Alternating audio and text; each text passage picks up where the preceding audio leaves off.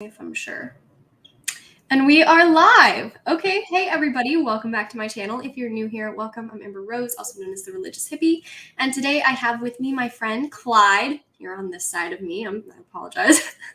Clyde is a good friend of mine. You guys know he's been on some of my live streams. He's been on my YouTube channel a few times, etc. So yeah, today we're basically going to be talking about the fear of persecution and how to overcome that. So thank you for coming on here. Thank you. It's a pleasure. I haven't seen you in a while. Yeah, I took a quite a long social media break, and then as soon as I basically came back, I caught a cold. So, Oof. I mean, you were very quiet on Twitter, so that means something because you're very vocal. Yeah, my Twitter expressing your opinions as you should be expressing your opinions. But hey, it's 2021. Certain opinions might get you canceled. They will. Okay, will. Yeah, so today we're basically, I don't know, so much has happened over the last year regarding like persecution. There was all that stuff that happened in China, but now there's Americans stranded in Afghanistan. There's priests being shot on their doorstep. There's priests being kidnapped. Like, excuse me, the list is endless. This is ridiculous. Unfortunately, it is, and it's not going to stop. Sure, you might have some moments where things do die down, no pun intended, but eventually things will escalate to the point where we cannot remain silent any longer.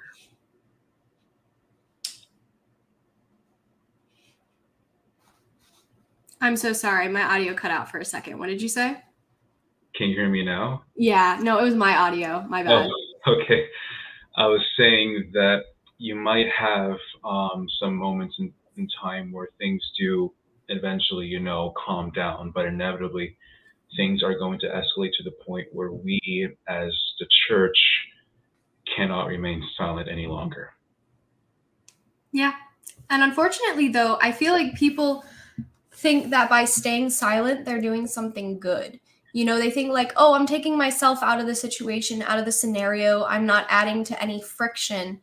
And therefore, I am basically contributing to peace in society by not causing more friction. And I'm like, no, you're just enabling evil, basically. It's the way I see it. I mean, sure, remaining silent is appropriate depending on the circumstance and the situation that you're in and the context of what's going on. But in this case, when we're dealing with persecution, depending on the severity of it, you can't remain quiet. The way I see a lot of Christians, well, Catholics, but Christians in general, remaining silent in the face of their brothers and sisters being persecuted for the faith is the sense of fear that they have that if I say something or do something, I'm going to be next. Well, it's completely normal to be afraid of such stuff that's happening. But at the same time, why would you keep your mouth shut when your supposed brother in the faith is being attacked? That doesn't make any sense. The way I see it is like you are witnessing someone that's being, let's say, raped in the alley, and you see the horrific crime that's happening, and you don't say anything because you're afraid that one of the possibilities that you might get attacked or you might not be strong enough to do something. Well, even if you may not be strong enough to do something, at the very least, you're at least doing something instead of nothing. And then what will happen later on if you don't do anything, not only the persecutor is going to be, the one that's going to be punished, but the person that witnessed the act will inevitably have, a lot of guilt, but also inevitably be punished because you had the opportunity of doing something and then poof, it's gone. You just lost your chance and now you're facing the consequences. Right. And I think we're seeing a lot of that today. I mean, there's so much fear, and I think fear is how people get controlled. I think that's actually scientifically proven in a sense. Like, that's how the Nazis got away with so many things, and that's how so many other people got away with what they did, is through controlling, and they control people through fear. And so the greatest thing to make evil succeed is by people saying nothing. Yeah. Because if nobody pushes back, then evil is free to do whatever it wants. Exactly. And yet people don't really seem to see that, and I wonder why that is. Well, it doesn't necessarily have to mean that people can't see, it's that many people don't want to see. And let's be honest, there are certain circumstances in our life where we wish that we want to live in a certain reality that does not exist. I'm guilty of it as well. I do it all the time, which is why I do turn off the news and other stuff, because I just don't want to constantly hear it. Like, sure, that's kind of selfish of me, but at the same time, like, if you understand where I'm coming from, it can get really tiresome to just listen to all the negativity over and over and over and over again. Like in politics, regardless of whichever side you belong, it gets really annoying just having to hear one side bicker, moan, and complain about something that sure may be important, but in other matters, it's really irrelevant. No, for sure. And I think there's some priests that have warned us that if it's not good for your spiritual life, like if it's going to take you away from the Catholic Church, to avoid it. And I'm completely for that. And so I turn off the news and all of that stuff because I feel like I can't do anything about that. You know, I can pray about whatever's going on in the news, but when it comes to my life, you know, I can't do anything about what's happening in Afghanistan. I can't do anything with what's happening. I don't have the money or the resources. I don't have anything, right? But what I can do is I can help the people in my neighborhood. You know, I can turn off the TV, my phone, the news, whatever, and I can go out and I can make bread for my neighbor, or, you know, get groceries for an old lady, something like that. I do agree. There's so much that you as an individual can do to help in the situation. Obviously, you're going to have some naysayers say you should be doing X or Y a whole lot better, or why aren't you doing this? Well, number one, shut up. What are you doing instead of complaining and saying all this stuff to that particular person, or at least trying their best? Now, I get it. There is one person, there could be a person out there that's, constantly talking left and right about such situation and has the resource to do it, but doesn't do anything. But there is another person out there that may not have all the resources. He or she, sorry, well, sorry, that the other person may not have everything, but at least that person is doing something to help out, make the situation less, horrible. We at times as Catholics do have the opportunity to do things, within our capabilities, but there's only so much that we can do. God does expect us to do things, but he will never give us more than we cannot handle. Right. Or he will give it to us and he will give us the strength to overcome it.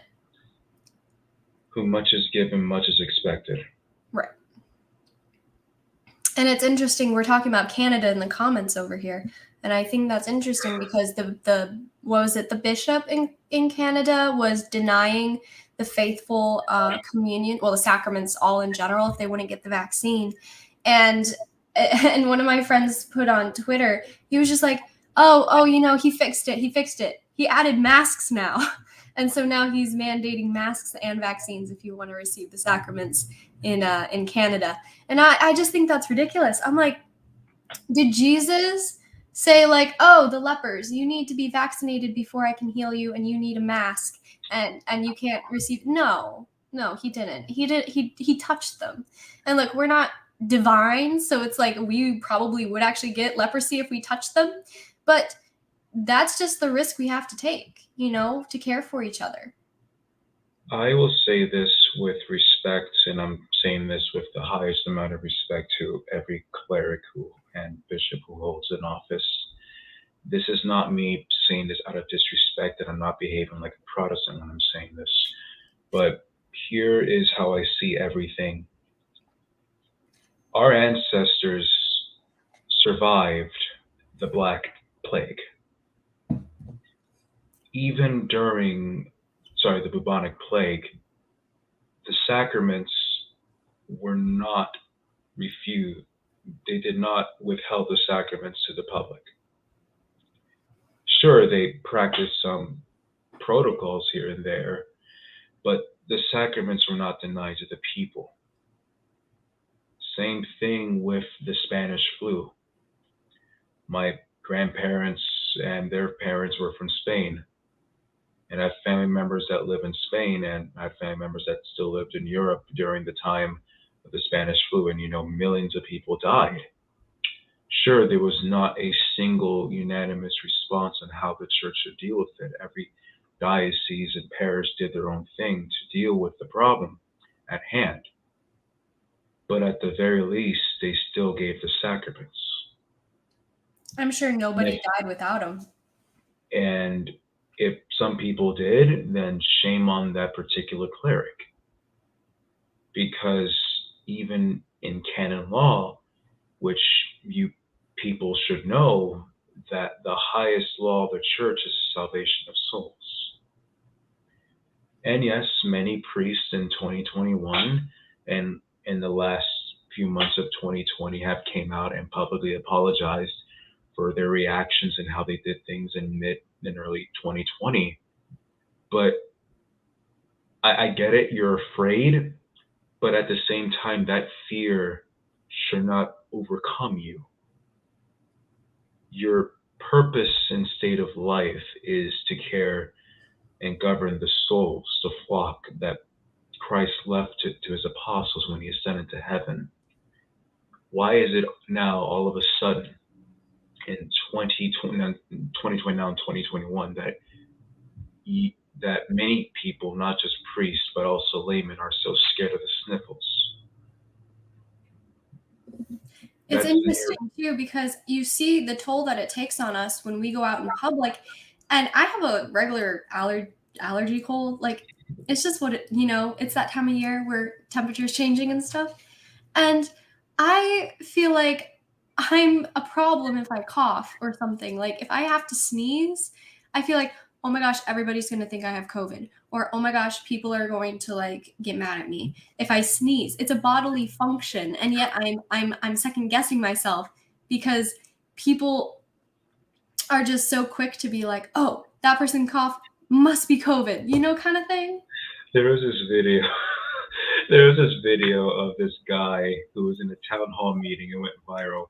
He was wearing this bee suit, and he said on the microphone, "Hello, everybody. I'm so and so, and I have a 0.0000001% chance of being stung by a bee." And the entire audience started laughing. Because basically this guy was essentially just making fun of the nonsense and the overhype and overreaction of so many people being so afraid of something. Yes, now, before people out here just accuse us of being COVID deniers or anti-science, number one, I believe COVID is real. Number two, I believe in safety and I believe in that everybody should be healthy. However, I do not believe in the unnecessary hysteria and the fear that politicians and the media are doing by over-exaggerating a disease. I had friends personally that caught COVID. I had people personally that I know that had, worse situations with it, but those people had pre-existing medical conditions that made their situation much worse. But at the end of the day, these people will come out and say that I had it, but it wasn't as bad as what you make it sound to be.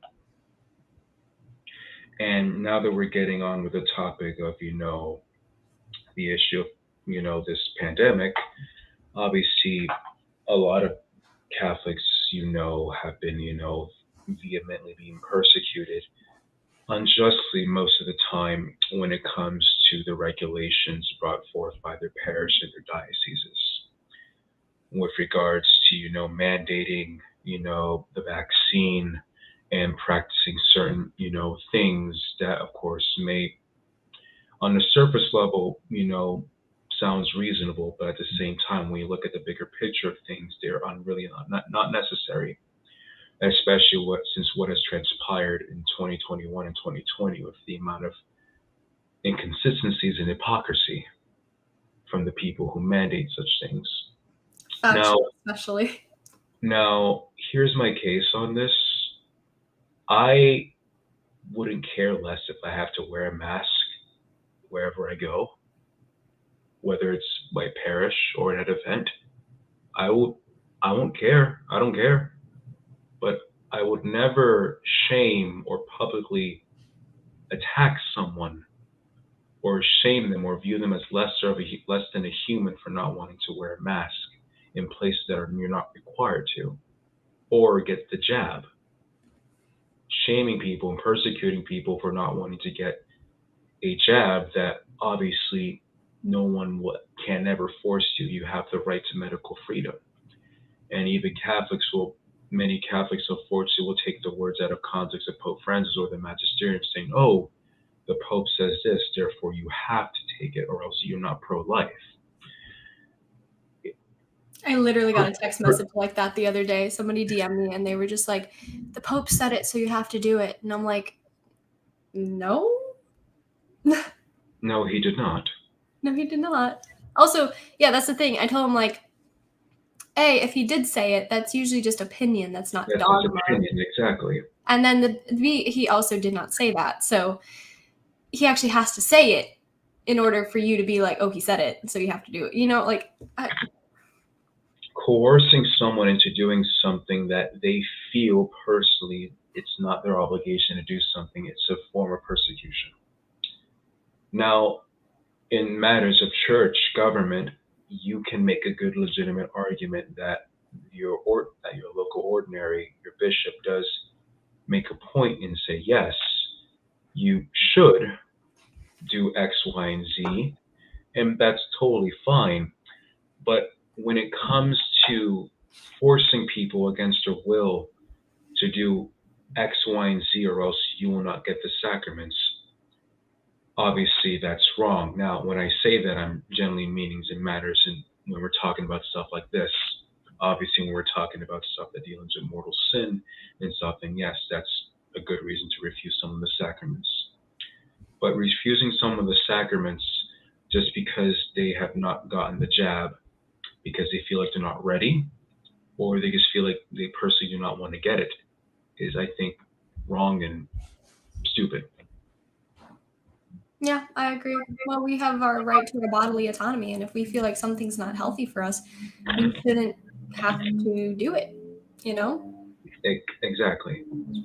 Another thing that I witnessed, especially during 2020, I mean, you've seen all the riots, you've seen all the churches being burned down, you've seen so many people cave in to the idea of the supposed white privilege nonsense and the idea that the Catholic Church should be reprimanded or X, Y, or Z because they depict white people throughout their history, or that the church is racist because the predominant population of Catholics were white.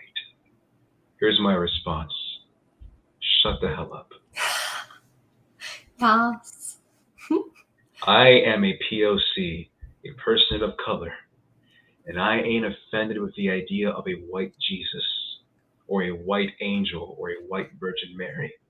If I had the money, I'd buy every single statue and image of white Jesus and just put it all over my house and say, I love white Jesus, and I'm a person of color, and I'm not offended by this.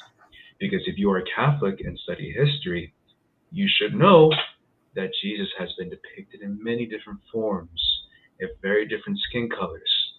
So for all you self-identifying social justice warriors, woke people, liberal Catholics, and all you, air quotes, that have this idea that the church should be more diverse, more open, and that these people should be reprimanded that do not support X, Y, or Z, you're an idiot. You clearly do not know what the word Catholic means. It means universal.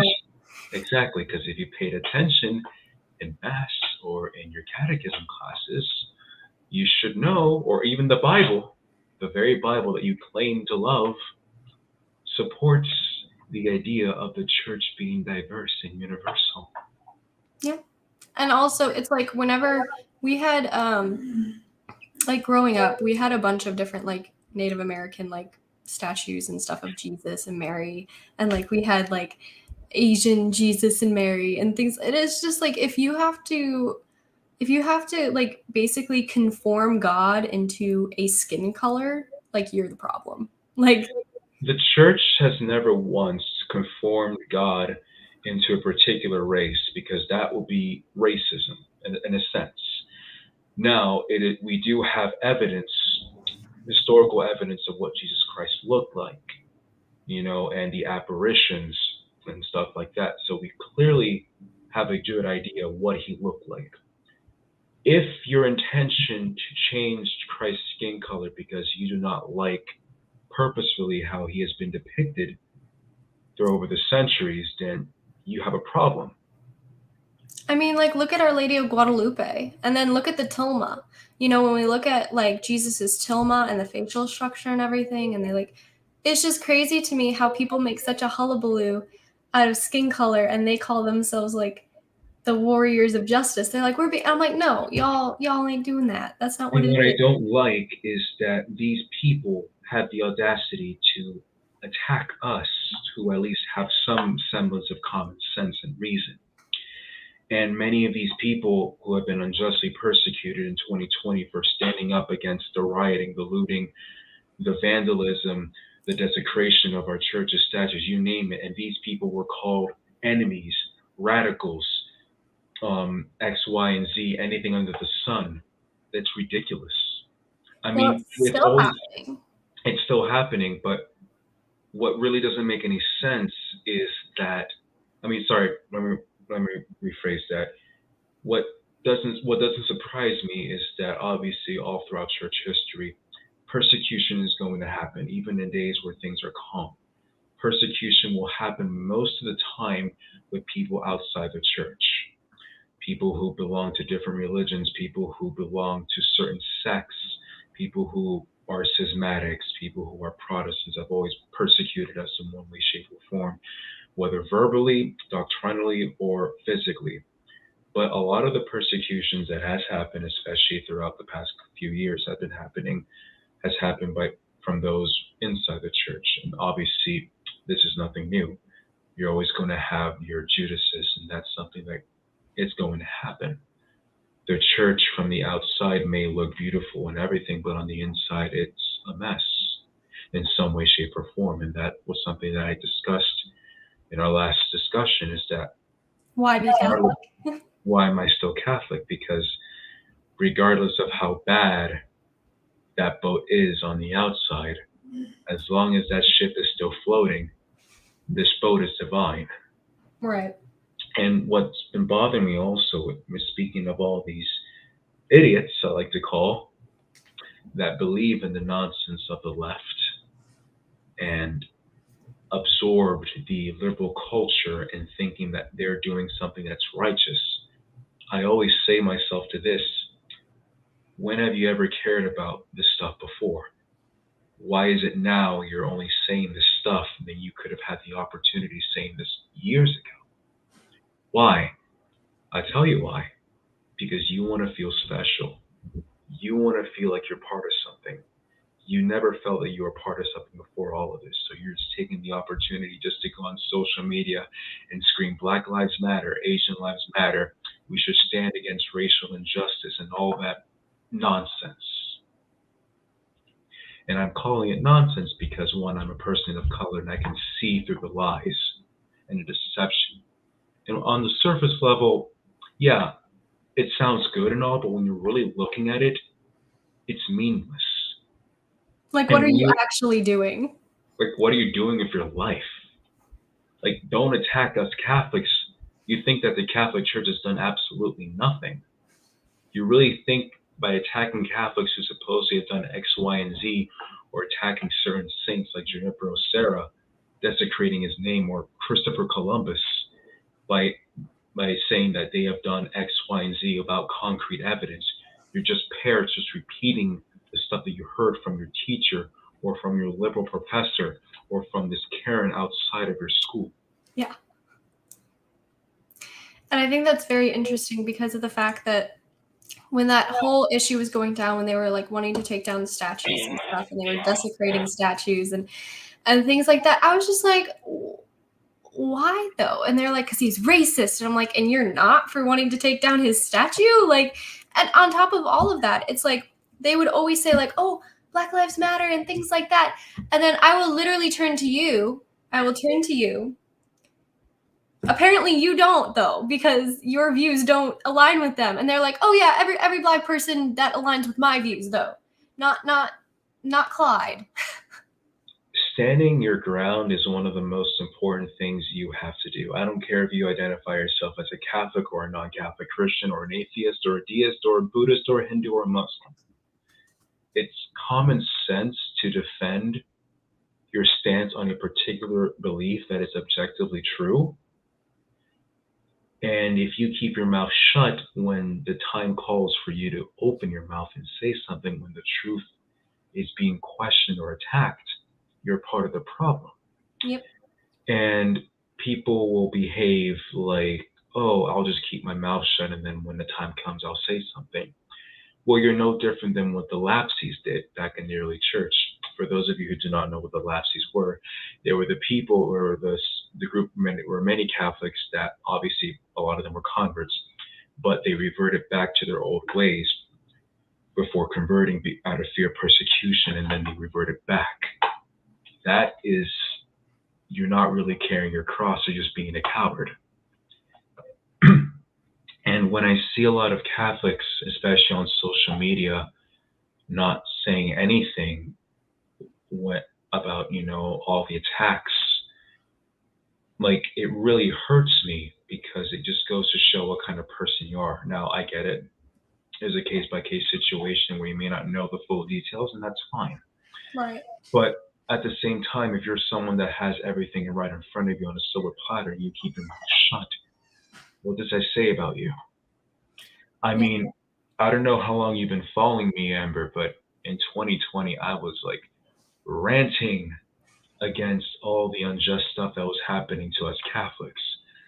Like, there was this time, I'm not going to mention this Felicia. I'm just going to call that person Felicia. But I made a post with a caption of a quote of Bishop Strickland saying all lives matter in the Catholic Church. And this Felicia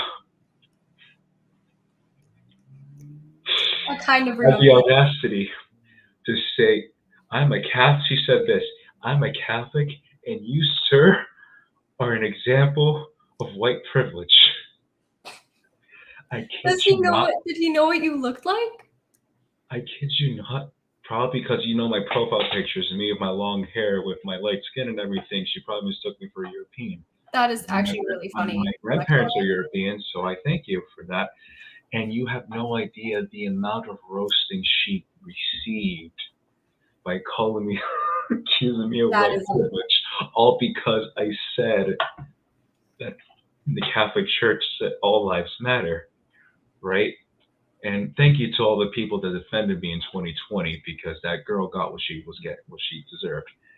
And this person, I kid you not, like, I'm not going to mention the name, but it really goes to show how corrupted many people in my generation have become.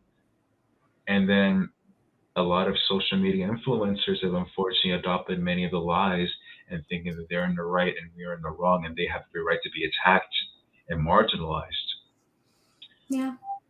And it's ridiculous. Go ahead. Because I actually wanted to share what Daniel just posted. Which oh. Our friend. So this is our friend, Daniel. He's awesome. If you guys don't know him, check out his channel. And I did a live stream with him about a month and a half ago. So yeah. We just did a podcast not too long ago. But basically, he says that some folks can't relate to Yahshua's message of holiness, obedience, and righteousness, and so resort to minimizing him to focus on matter. I don't know what that word is, and social politics. I agree with what he said, because what you're basically doing is you're reducing Jesus to a political ideology, only picking and choosing certain things that you feel that represents your personal belief and attaching it to your and attaching it to your self-interest and creating a certain moral high ground for you. That is something that we call Protestantism, but it's a bit worse. Instead of doctrine being the question, in most instances, it's turned to politics and socioeconomic matters. Now, I will say this. Now, I'm not questioning anybody's sincerity, but I will question your sanity. Like, what I don't understand is that why all of a sudden you want to take. Sorry, I'm trying just to hold back my anger because this is very. Because I have a lot to say, but I'm trying to be very civil. Maybe you should stand up and start pacing back and forth and just being like, and then this and that, kind of like us females do. Like we just like start back and forth. No, it's that what I don't understand is that you watch us, people who hold on to the true faith, being attacked, and you think that our churches and people should have every right to be attacked. Like, I've seen Catholics on social media out there saying, I don't agree with our churches being burned and Catholics being attacked, but the Catholic Church is guilty for doing X, Y, and Z in the past. Nothing ever good comes after a but. You know what's so funny? I'm sorry, but I need to say this. You probably heard that McCarrick's, case, happened a few weeks ago, right? Right. And a Catholic media outlet rightfully called him a disgraced man. This Catholic, on commenting, I kid you not, saying that we have no right to call that man a disgrace because Jesus Christ would never do something like that.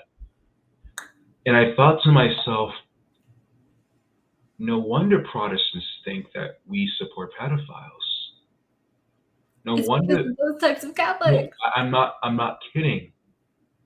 This Church of Nice bullcrap has now come to the point where now we're defending pedophiles.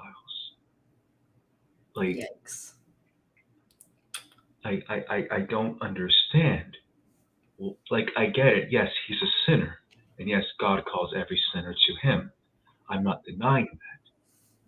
But to say that he shouldn't be called that name for what he did for so many decades, you're an idiot. Well, not to mention, like, Jesus said as it was. It's just like he called the he called them vipers and snakes. Like he braided a corded whip. Like it was righteous, though. Obviously, it was righteous indignation and righteous anger. Yes. Now, does that mean that we have to be jerks and idiot and behave like disrespectful people to a lot of non-Catholics? No, I'm not saying that. But at the very least, you shouldn't, stand by and let people attack you and the religion that you belong to. Exactly. One of the things that really shocked me the most, especially in seeing all over the place when a lot of our brothers and sisters in the faith being attacked for not, complying with the government and stuff like that, for unjust mandates and unjust, restrictions, and people, unfortunately saying, oh, you're supposed to be following the government because Jesus said, oh, give to Caesar what belongs to Caesar, give to God what belongs to God. Oh, you're not pro-life because you do not want to do this or do that. You're putting other people at risk. And this is the thing that really pisses me off. Like, one of my most hated words or phrase is pro-life. Not because I hate the concept of, don't get me wrong, but I hate it when people take it out of context. And you and I have this conversation in our live stream on Instagram about socialism and communism and all that stuff. And one of the things I urged the pro-life movement, because I used to be part of Students for Life. I wasn't that active with it, but I did a lot of things for life in the pro-life movement, but not anymore. Is that unless the pro-life movement, sorry for getting out of topic, but unless the pro-life movement takes an official, concrete stand on what it means to be pro-life, you're going to have people, and especially people in our generation that are well-intentioned, take out of context the phrase pro-life and use it to morph certain ideas and principles that are not pro-life, like equal distribution of wealth, Yep. socialism, communism, Marxism. Like I even see people on Twitter said that they identify, even on Instagram, that say they identify themselves as a pro-life socialist. There is no such thing as a pro-life socialist. Yeah. No. What bothers me also, I mean, this is nothing new, and I said this before, is that people within the church that think they're doing the right thing by attacking those who hold on to the true faith, they are unfortunately blinded and some of the times willfully ignorant of the fact that they're in the wrong. I mean, you have had Catholics that have persecuted those who hold on to true Christian orthodoxy, and we always think to ourselves, isn't that particular person supposed to be on our side? I mean, it's a shame to see what's happened, but at the same time, don't be too surprised, because that is something that even Jesus specifically said that will happen. Jesus promised that the church will stand to the test of time, and he'll be with us all days to the consummation of the world. But he never once promised that the people who will govern, and all the people who will govern the church, and all the people that will be in the church will be perfect. Well, he warned us of wolves in sheep's clothing, you know? And that doesn't apply to people who wear the collar. That also applies to people who wear a suit and tie and a dress. Yep. And a dress? You would wear a dress over a suit and tie? No, I'm just kidding. Suit and tie and a dress. Wait, what? You took it out of. I think you misheard what I said. What did you say? Maybe I said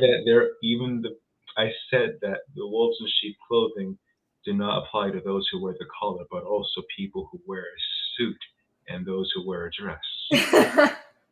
That's great. Yeah, my speaker's totally blipped out there then. No, yeah, I think in general, it's crazy what we're seeing today. It's crazy that people are so blind. Sometimes it's pure ignorance. Other times it's willful ignorance. It's kind of hard to tell, but we're going to get into some questions now if you're ready for that. Oh, hit me with your best shot, people. Okay, I'm not very good at shooting, but let's go. So Vanessa, I can't pronounce your last name. I'm sorry. She asks, is it a sin that you would feel you would deny Jesus if you were being threatened to be killed? Lots of B's in there. So basically, if you feel like you would deny him in a situation where you'd be killed, is that depending on the context and the situation? Remember, in the days of the early church, one of the ways that many of the Christians had to survive was not to publicly express their faith in the open, because they know for a fact that they will be killed. That doesn't necessarily mean that they were denying Jesus explicitly, but rather, for the sake of their safety, they had to, remain silent. But that's just certain matters when it comes to such, persecutions in that particular instance. However, in certain circumstances, such as, let's say, the Protestant persecution of Catholics in the English Reformation, and the Protestant persecution of Catholics in North America, many Catholics were unfortunately apostatized for the fear of dying, and that, I say, you commit a sin. It doesn't matter if you were held at gunpoint in this particular instant. You have no right to deny God in that particular instant. The same thing with the Cristeros, when they gave their life and fought and killed in the name of Christ, and when many of them were captured, these people didn't renounce their faith when they were told to. In that particular instant, if they had denied their faith and if they left off, walked away without the fear of being harmed by the Mexican government, then they committed a mortal sin, a serious sin against the faith for denying Christ. And you might say to yourself, oh, I can just go to confession and God will forgive me. Well, he will forgive you, but that doesn't mean that what you did was right. It still means you have temporal punishment too. And I believe like blaspheme of the Spirit, that is one unforgivable sin, which is like, that's difficult. Like, for example, if I was put in a situation, let's say, where I do have to keep my mouth shut, let's say when I'm in like a meeting, I attend a lot of meetings, where I cannot express my religious belief in certain particular instances, I'm not committing a sin, because obviously in the circumstances that I'm in, I want to keep the conversation civil, and we're not diving into realms of religion, but rather things that are secular. I'm not committing a sin in that particular instance. But when I'm confronted with a point where I have to answer for my faith, and if I keep my mouth shut or if I say something as not to offend anyone, I commit a sin. Isn't that the sin of omission? The sin of omission and of association. Yes. So hopefully that answers your question, Vanessa. Next up, we have Alex, and he said, what different types of persecution do you face for being Catholic? That could be anywhere from like a small like hate comment to actually. Oh, God. There's so many different kinds. Where do I begin? Alex, Clyde has a whole list for you, buddy. Ladies first. I feel like my kind of persecution is fairly minimal because it's all kind of online. I haven't really had too much in-person persecution, but like I've had videos taken down and stuff. I don't know if that really counts as persecution, but yeah. Oh, well, actually, in school, though, I had points docked off of one of my papers because I would put ST in front of a saint name. I don't know if that counts as persecution, but I was like, oh, man, I feel discriminated. They probably didn't know what ST meant. Yeah, okay, that's true. That's fair. That's fair. Probably true. Okay. Well, with the situation that I am and with the positions that I'm in, I get a crap ton of persecution and hate. Most of them comes from Protestants, obviously. A lot of them do mean well. But at the same time, I do deal with a lot of people who sometimes you just want to smack them in the face for saying just some stupid stuff against me, against my person. Because it's one thing for you to insult my faith and say something like that, but it's another thing to attack me as a person.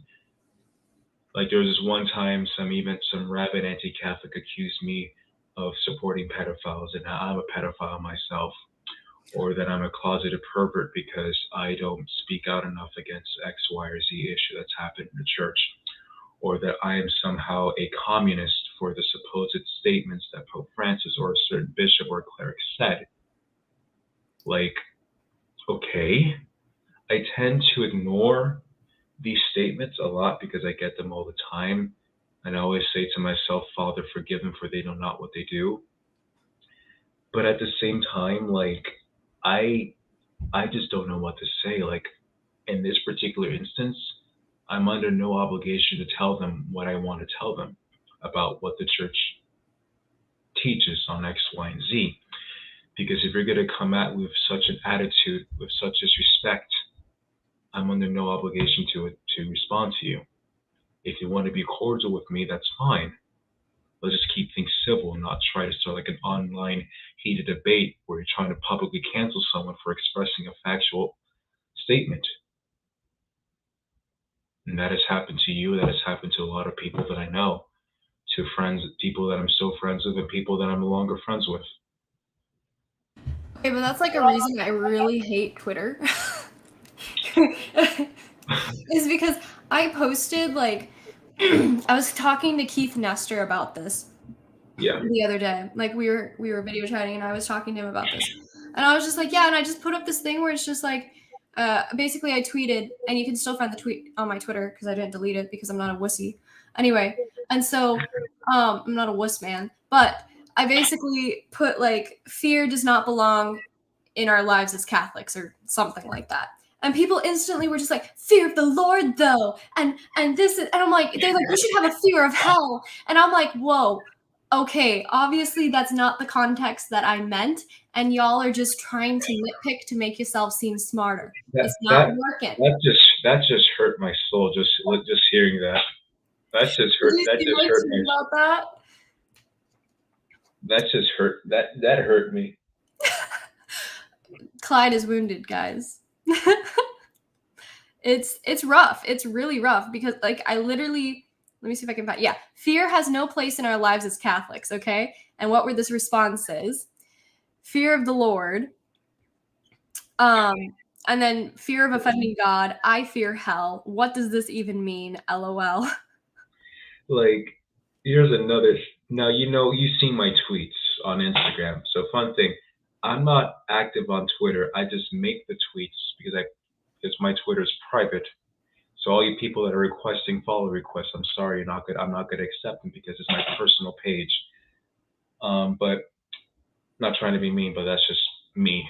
Yeah. But I remember when I made the post. So I make my tweets right on Twitter, and I screenshot them, I edit them, and then I just delete it. So I can just have them so people think I'm active on Twitter. I love that. So sneaky. So I remember when I made this statement, I don't know if you saw the post, but I said, before you accuse Catholics of worshiping Mary, we have something called the internet to look up all the answers you need to learn about Catholicism. Use it. Yes. I got so much hate on my DMs and on that post. People got so triggered, like it wasn't even funny. And it's not even like something that's actually controversial. You said something very similar to that. And Yeah. I always think to myself, you live in the digital age. You have no excuse. I firmly believe that most of our separated brethren have no excuse to say that we do X, Y, and Z. You can literally, on the palm of your hand, with just in a few seconds, look up what does the church say about X, Y, or Z? What does the church believe about this or that? Without you coming not that hard to do with the same old arguments. Like it's ridiculous. Like here's another post that I made. Like what's it called? Hold on. Oh my gosh.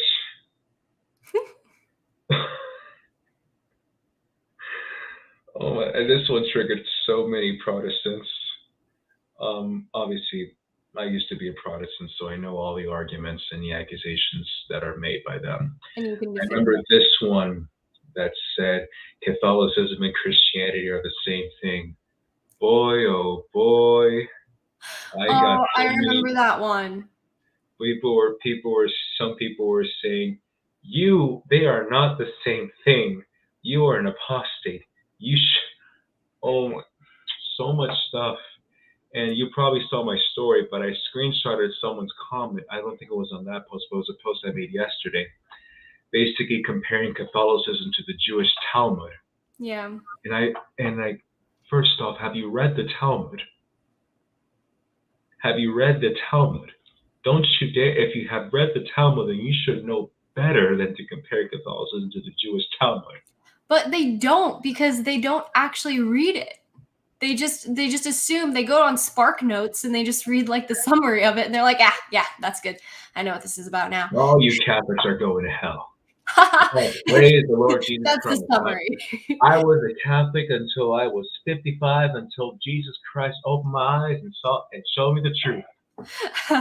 Yeah. Jesus Christ told me that the King James Bible was good enough for him. The King James Bible was good enough for Jesus Christ, and for the Apostle Paul and all the apostles, it was good enough for me. It's so bad, but it's so true. It's so accurate. I'm not saying that just to be mean. No, it's actually, if you are an actual Catholic influencer and you've been in social media for a while, this is literally 24/7. This is what our lives are like. Like, we constantly get these kinds of people in our DMs, in our comment sections. I get tons of emails from them, and I'm just like, y'all need to chill and get a hobby. You have TikTok, so I presume you get a lot of more. I've noticed there's a lot more vehement attacks on TikTok than on Twitter. I hate TikTok. I hate the platform. Like, it's an awful platform. It's great for evangelizing, but in general, it's also like really immoral and vain, and just, I'm not a big fan of it, but Well, I don't have TikTok, so good for you. I have better things to do with my life than to become a TikToker. That's good. That's good. I don't, obviously. That's why I am a TikToker. I can like, my shoulder just cracked. I can do like. Hey, I've been on Catholic social dances. media before all of you guys started showing up and before it was cool. Yeah. Clyde's the OG, guys. Okay, next question is from Steph. And she asks how to overcome microaggressions in our day-to-day life and how to respond with love. Whenever I hear the word microaggression, I always think of the social justice warriors and the radical feminists that like to complain about how they're not being represented in the media. And now I see them raised all over Twitter saying that you should sexualize women, and then all of a sudden you have the audacity to sexualize yourself and say, "Look at me." Whenever I hear microaggressions, I'm sorry. No, it's a word. It's one of those words. Oh my god. Well, Steph, you broke Clyde. I'm just kidding. I guess my first thing is, like, for me especially, is it's like I pray this prayer, like, if somebody's bugging me or something, and they're not like, I guess they're not bugging me directly, like they're not doing anything to like upset me, like they're not being mean to me or bullying me or anything. And even if they are, this is a good prayer for that too. But if they're just like, Clyde's still dying. I'm listening. But if like, let's say there's somebody in mass that's just distracting me like crazy and it's becoming really annoying to me, I will literally just be like, God, I don't know what they need, but you do. And that's just like a super simple prayer that you can just be like, I don't know what this person needs, God, but you do. And then you just offer that up. Another thing is to just take yourself out of that environment. If you can. I mean, if you're in school, rip. And if you're in work, even more rip, I guess. But I don't know. Do you have any tips for her?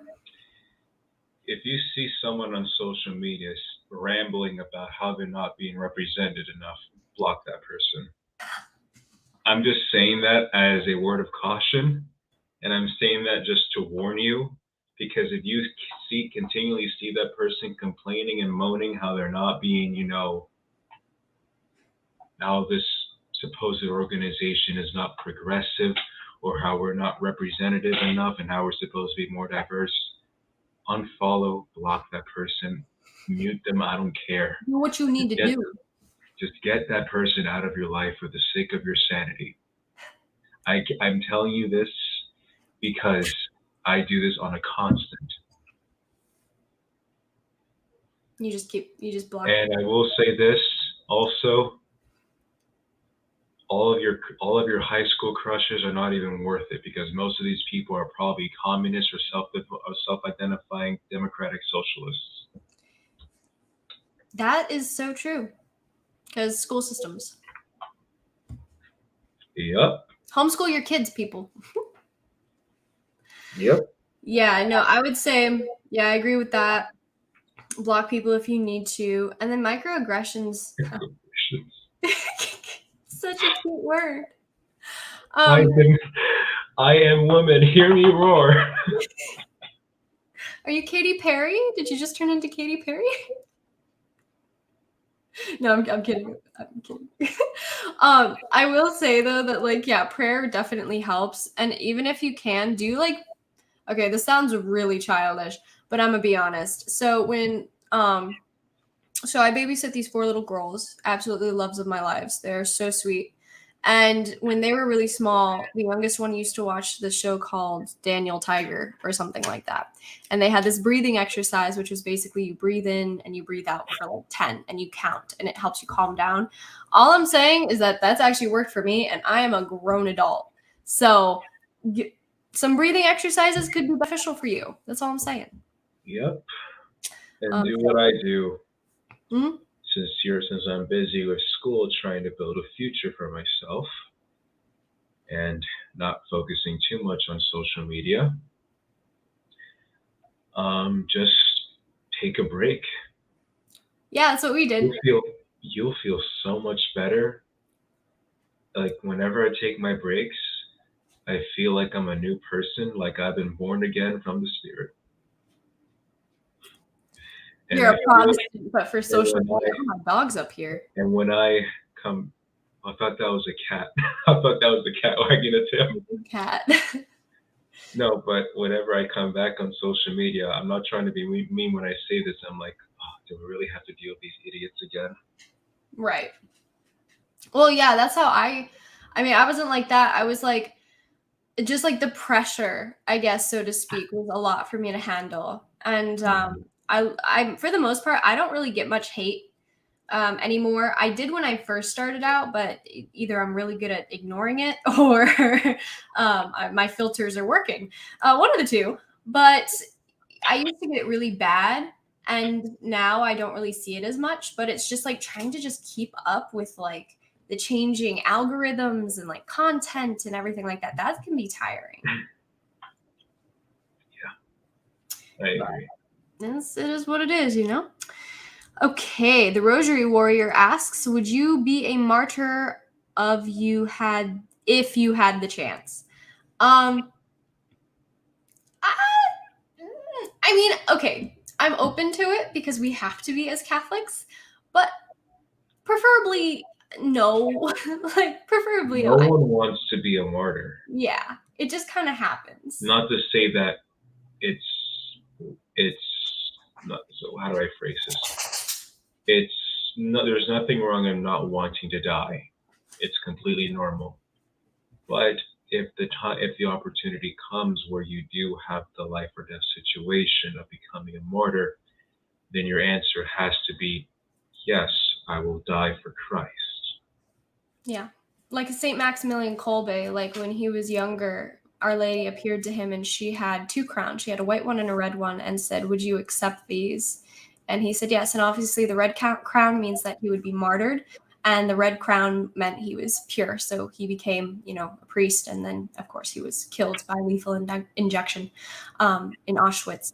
But yeah, I mean, we have to just be open to it. Like nobody wants to, like Clyde said, nobody wants to. But when given the choice, martyrdom over renouncing our faith, obviously martyrdom is what we would choose. Mm-hmm. All right. Ross asks, geez, I can't talk.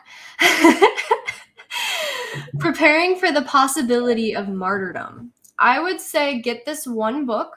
It's by St. Alphonsus Liguori, and it's called Preparing for Death. And that's a book I am currently reading, and I have found extremely helpful. I've heard of that book. That's a big tale. She's looking at herself in the mirror. She's so confused as to why there's another dog staring back at her. That's a big dog. That is you, sweetheart. I'm sorry to interrupt. I don't understand why she's staring so intently at her reflection. Dixie, that's you. Anyways, you were saying. I think he just answered I think he just said it. Okay, good. So there's a book if you need help with a book. Again, St. Alphonsus Liguori is one of my favorite writers at the moment. I've already read 4 of his books and it's only been a week, and I am on my 5th. So I highly suggest Uniformity with God's Will, and then How to Converse with God. Those are 2 books that I also highly suggest. So. Yep. All right, Savannah, who is one of my friends. I love Savannah so much. She's such a sweetheart. And also... Has she visited to the Savannah? What? You missed the joke. Was it supposed to be a joke? You visited the Savannah before? No. I was referencing to her, but okay, continue. See, this is why people can't joke around me. I take things too literally. She asks, how do you remain positive? Clyde, be real with us for a second. How do Well, I'm you not telling. remain Okay, so positive? you've seen my stories before. You've seen, for those who follow me, you know I post memes. Those who are friends on my personal social media will know I post memes. Not because not I do it for multiple reasons. Number one, I'm a funny dude. Number two, with the current circumstances that I'm in and the positions that I'm in, I have to be very careful what I say and how I say things. Number three, I like tickling people's funny bone. And also, I just completely just shut myself out of everything that's going on in the world and just resort to the things that I love to do. Like you genuinely, when you see my posts, you all my posts that you've seen are generally neutral when it comes to a lot of things. Now there are some times where I do shift towards one particular position or an opinion, but I still try to maintain a neutral stance when it comes to certain topics. Such as the whole thing with Pope Francis, issuing what's it called, Traditiones Custodes, and obviously that took a huge toll on the entire traditionalist movement, having the TLM, be, restricted. And when I made my response, many people were not happy with it, that I am a compromise, excuse me, being a compromiser. People saying that I hate the Latin Mass, people that I do X, Y, and Z, and that's not the case. I'm just more rational and reasonable in saying, hey, this, you may not like the decision, but the decision is this. Like, you're just wait and see what else happens, you know? And other things that I also do, like I said, I try not to let a lot of negative things take a hold of me just for the sake of my sanity, because I don't want to live in an environment where I have to constantly deal with negativity, which is why I have distanced myself and stopped being friends of many people over the years, including to this day, especially people who I used to be friends with on social media that I don't talk to anymore. Not because I hate them as individuals, but because of stuff that they said or stuff that they have done or stuff they try to gear me towards. And I'm like, no, I love you and all, but I need to stop being friends with you, or I need to stop associating with you. I know it's gonna hurt, but for the sake of my conscience and for my spiritual side of things and for the sake of my soul and my sanity, I can't deal with this anymore. Right. Yeah, it's definitely one thing having to cut out the negativity, like removing yourself from it. At first, I feel like it can be almost overwhelming, like extremely difficult. And then after you do it, I know for me at least, when I cut out a bunch of toxic people, and some just drifted away naturally, like it wasn't a huge deal or anything. It just was like night and day difference with how I personally was living my life. Like I didn't feel like, oh my gosh, I have to text this person, or oh, I have to keep up with this friendship or something, or oh, maybe they're going to say something mean to me. Like, yeah, it was just really nice being able to cut out the toxicity. I'll give you another example since we're talking about social media. You know about what happened with the thing with Catholic Connect, how we were, barred off from it. Remember? We were banned off of social media. And people, many people came to our support, but certain individuals who I thought were my friends thought that we, as Catholic Connect, for those of you who do not know, I help out with Catholic Connect. I manage the Spanish side of Catholic Connect, but as a little help, has helping them out with dealing with stuff. But what happened was a lot of people who I used to be friends with stopped being my friend because they thought that we were being uncharitable, quote unquote, or being too harsh on the person that filed that copyright, this false copyright infringement on us. I'm not going to get into the whole situation about what happened, but some of these people, like I said, I'm not going to mention names, decided that instead of taking their anger out on the CEO, they figured they'd take their anger out on me because I'm, number one, I'm close to him, not buddy close, but like I have more access to them, and say, oh, you should not have done that. This thing should have remained quiet. It doesn't matter if that individual sabotaged your name, Clyde, or damaged your reputation by having certain companies block you or destroy your chances of going to XYZ institution in the future. It doesn't matter. This whole thing should have remained quiet. And I always said, no, even if it was quiet, the news would have been publicly revealed anyway. Like, if you don't want to be my friend for thinking that I am somehow responsible for what has happened, that's fine. I wish you the best of luck, but I think your rationale is stupid and idiotic. And to this day, after I think almost a year, I stopped talking to these people. I don't all the live streams I had planned for doing with these people, they're over. The people who I've known for years that continue to blame me for what happened back in March of this year, they're no longer my friends, or I don't talk to them. I respect them, but I just stopped talking to them. And that kind of negativity, I just had it, brushed aside, and it felt relieving, because at the very least, like, I know that I can rest in good conscience knowing that in this particular instance, I did nothing wrong. I pray for these people that did wrong and stopped being my friends.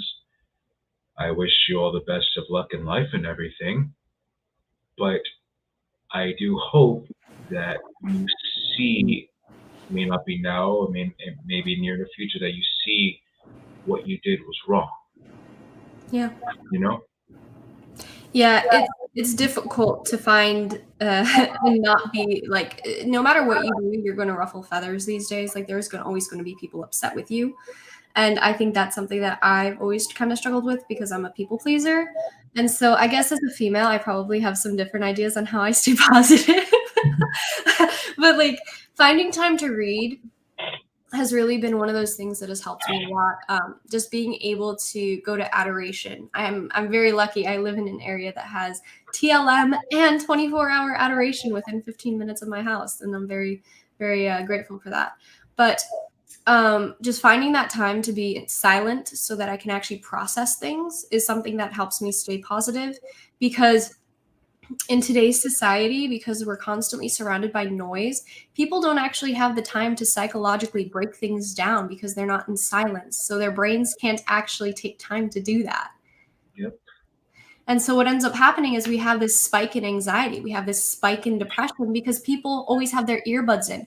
They're nowhere quiet. They can't just like sit down and let their brain process their life. Like, it's been going on since they were kids and being overstimulated with flashing toys and TV shows. But silence is definitely one of those things that helps me. Journaling as well. Tea. I love tea. Y'all know me as a coffee drinker, but I drink a lot of tea as well. You remind me of Violet from The Incredibles. Remember when I had like black hair? Like, yeah, I remember. 6 months ago. Oof. That was a look. Oh, we would have been twinning. But yeah, all that stuff helps. Also, just taking social media breaks is super important. Finding hobbies. Like, I really enjoy art. I enjoy painting, drawing, Me too. bike riding. Yeah, right? And so taking time to really do things that I enjoy doing, that really boosts, and also exercising. Exercising is important too. That's true. You don't want to be one of those people that are overweight or obese, or just a plain old stick that complains on social media why things don't turn out their way. Wing. Look at that chicken wing. You could put it on a platter at That's a chicken nugget. that right there, that what you have is a chicken nugget. On a platter at Buffalo Wild Wings. Let's go. All right. We got 2 questions left. Hooray. Have you ever seen Silence? Is that the if I'm not mistaken, isn't that the documentary that's exposed that exposed some of the pedophile priests that were not properly convicted of their crimes? I think so. I think that's what that person's probably referring to. Yeah. Well, basically, they're just asking, how would you respond if asked about dying being a good thing? What was the question again? Basically, like if somebody asked you, is dying a good thing, what would your response be? Depends on the situation. Like, if I was being martyred for the faith, then yes, I'd be happy to die. But in certain circumstances where I'm obviously in a lot of pain, where I'm close to death, I could say, if I'm in the state of grace, then I would say I'm happy that I'm dying.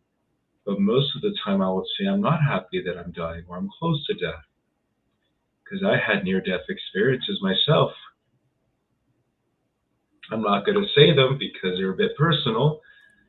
Some of them are, but one of them, some of you know that I used to do sports. I used to do ballet, and I used to be a gymnast, an acrobatic gymnast. I almost had a near-death experience where it was 4 years ago, I think it was. We're practicing like a routine or a stunt. It went terribly wrong. The girl, it was like a big pyramid we were doing. I was holding one of the girls. It was like how tall it was, like 7 meters, 8 meters tall. Yeah. It went down, but luckily most of the people were caught. But the girl on the very top, I can't remember if it was at the very top or the girl underneath her, she fell.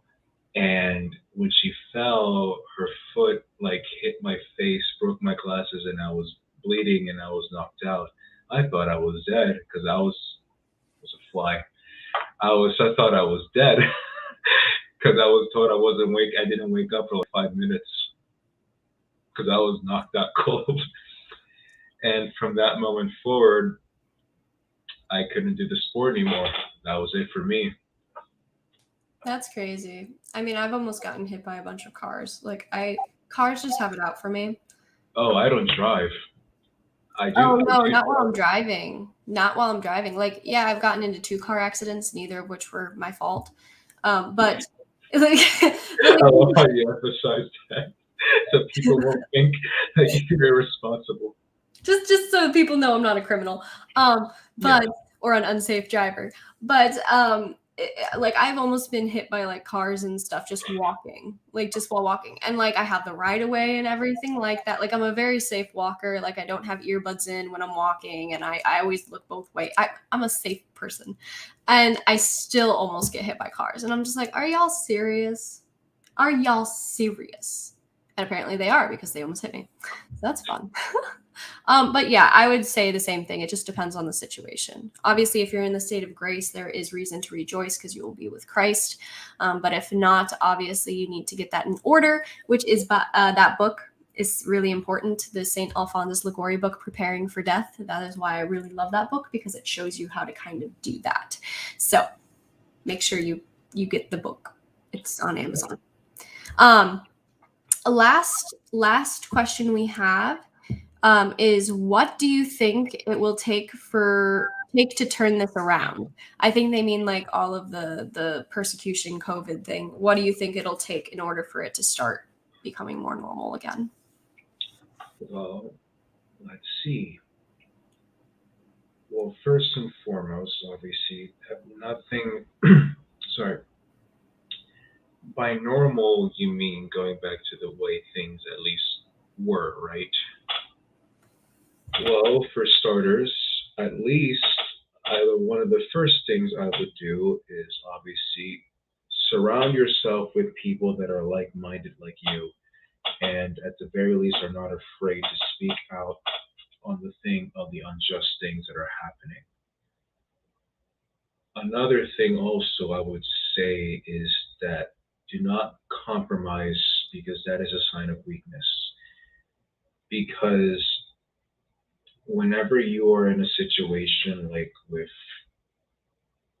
such as what we're seeing now, any kind of weakness that you show, whether backing away from your statements that are factually correct, when you back away from the truth, you're basically handing the keys to the victor, your enemy. That's something you should never do. One other thing that you should always do in situations like this is, when you have the opportunity, just evangelize, because it's not sufficient enough to turn the tide and make things normal. No, it's important to transform the culture and the mindset of the individuals, because as what Christ says, be of one mind. Because it's not going to do any good while we may all be the same in agreement when it comes to the harsh reality of things today. It's not good where we are in complete disagreements in terms of stuff like morality or faith. Sure, you can help, stand alongside those who fight for a just cause, but how long will that last? Like, it's the same thing with, a lot of Catholics, in the pro-life movement that are fighting with non-Catholics against abortion. Sure, you and I we can agree that abortion is bad, but when it comes to other things, like, that's where you and I have to step off and say, no, I can't agree or support you with that. Right. Leave everything to the hands of God, to God and God's hands. Sure, He will obviously make things all things new and restore things to how they were. But that doesn't mean that we can't do anything about it. Obviously, we must be rational. We must be, reasonable when it comes to certain things and our capabilities. But we should never stay away from our duties and state of life. If you're called to do X, Y, and Z in your vocation, you have to do it. If you're not called to do this, then you shouldn't be doing that. Now, if you do not have, the capabilities of, like I mentioned in the beginning of this live stream, to, help out in certain situations, do the best that you can. You can only do so much,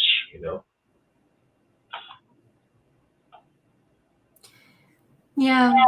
I mean, it's interesting though, because like we're all called to follow God's will and do our best in the state of life that we are currently in. So yeah, I completely agree. It's like, if we're not meant to do something, like if like my vocation, marriage, right? And if I was to go into a convent, nunnery, obviously that would actually be worse, because I'm not fulfilling the God's will and what He has planned for my life, right? And so that actually has more consequence than me, just pursuing marriage. Anyways, and so I just find all of that interesting. And Jacob had a question here, but he didn't post it yet. But that was all the questions we had. So Jacob, are you going to ask your question really fast? Okay. The church teaches that the blood and the body is one sacrament. So why do they only give us the host Christ said to drink His blood? Can you help me understand this? Let me answer that question. First and foremost, if Jacob, you are a convert, so I don't expect you to understand things in full context and in detail. That's perfectly fine. I'm a convert as well. If you remember, I don't know if you remember from your RCIA, whatnot, you were obviously taught Matthew 16 verses 17 to 19. And the particular part of that verse says, whatever you bind on earth shall be bound in heaven, whatever you shall loose on earth shall be loosed in heaven. The church the Pope has every right to make any kind of disciplinary changes that he wants in the church, whether that be having celibate priests, married priests or bishops, having, X, Y, or Z particular church discipline when it comes to fasting, penance, you name it. The Pope has every right to do that. The church also has every right to distribute the sacraments how she pleases to, whether that may be with the chalice or by handing out communion with a spoon, or people want to redistribute communion on the hand or by the tongue. That's perfectly fine. That's obviously matters of the church. Now, one of the reasons why the West, and particularly the Roman Church, does not do most of the time, that nowadays they do under both species, but before the council, before Vatican II, actually, even before the Council of Trent, communion was under both species. It was received under both species, both in the chalice, and people could receive both ways, not just by just receiving the Eucharist. One of the reasons why the church in the West stopped doing that, receiving the chalice, was because of one of the reasons was a liturgical abuse, obviously by the faithful, obviously with good intentions, because they noticed that many people thought, unfortunately, that, if I drink X amounts of the precious blood, I can become more holy. And so the more people that drank it, unfortunately, they became, a bit intoxicated. And so, and other liturgical abuses happened, but that was one of the main reasons. And so, to avoid all of that, the church in the West decided to just redistribute communion under one species, which is the host. But as you know, Holy Communion, regardless of whichever you receive, if you receive it with the bread that turns into the body of Christ, you're still receiving both the body and blood of Christ. That obviously has been in practice, obviously, since from the very beginning, where the chalice, even in certain circumstances, was not even given to the lay faithful, but the body of Christ was still given.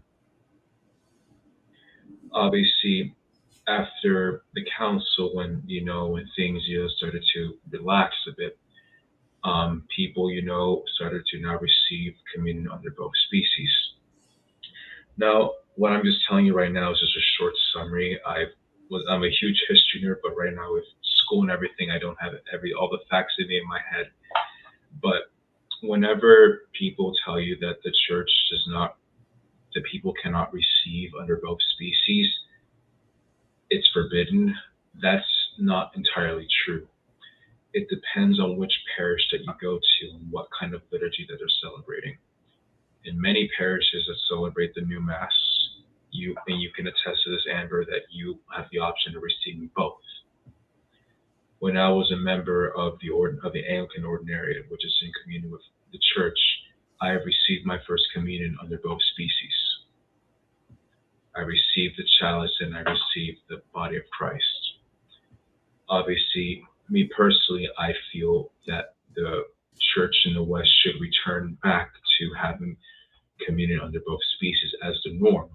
But again, I'm not the Pope. And that is something, obviously, the church can decide on later, that the church can decide in the future. As a layman, I can express my opinions, and I can just simply attend the Mass that distributes communion under both species. But at the end of the day, it's not my call to make the final decision. Yeah. See, I'm not a convert, so I don't have all these I'm like a lapsed Catholic, but yeah, Clyde definitely has a lot of insight. So, Clyde, if these people have more questions for you or something, where can they find you? You can follow me at latincatholicism.com. No, sorry, I just said .com by mistake. What was that? I'm sorry. I have a very busy schedule. Yeah, you've had a long day, I understand. Okay. Let me rephrase that. If you want to ask me more questions, just follow me on my Instagram, latincatholicism. That's the best way to follow him. I've also linked it below in the description so you guys can click on it and it's easy to just find. You must be on something today. It's just been a long day. We're high on Jesus. It's fine. There's nothing wrong to simp for Jesus. Right? Yeah. That's the only simping that's allowed. For now. Yeah. Yeah. Okay. Well, thank you, Clyde, for coming on here and talking with all of us and doing this with me. I know we both just got back from a hiatus from social media, so it's nice to be able to jump back into it. I love how people in the chat are saying, just repeating what I said.com. It was a mistake, okay? I'm tired. No, it's going to haunt you for the rest of your life. On your deathbed, somebody's just going to whisper in your ear, .com. No. And it's just going to bring back all the memories of this podcast. Oh, I love it. All right. Well, thank you, Clyde, and everybody else. You guys can find him on his Instagram. Again, it's in the description below. And I will talk to you guys